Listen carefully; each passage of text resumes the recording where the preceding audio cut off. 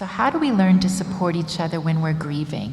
And how do we show the compassion that our Father of all comfort shows? I hope that you are interested to know that, because that's what the rest of the sermon's going to be about.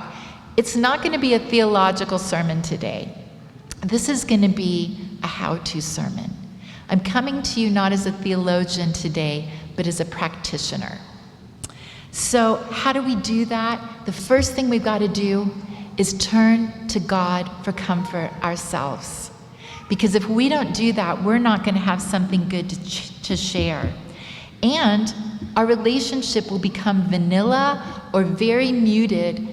A friend of mine said after her baby was born still and her second baby was miscarried, I don't have anything to say to you, God. I don't know what to say.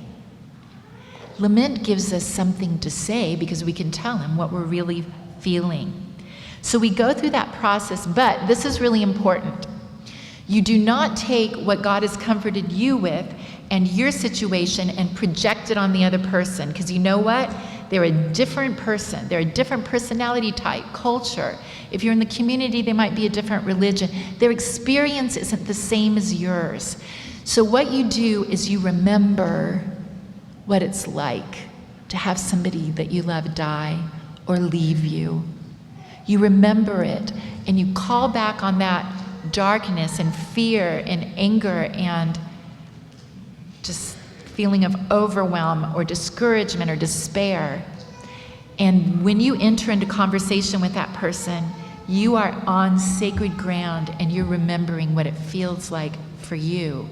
And that puts you in the right heart space to be with them. Before you go visit somebody who's grieving, will you pray and get yourself in the right headspace? Because it's easy for us to think, oh, I've got to say the right thing, and this is not about you. This is about them.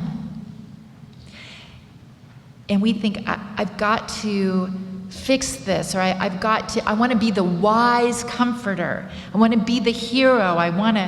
But it is about the person grieving and their pain. And the next thing is, you can't fix it anyway. You can't fix grief.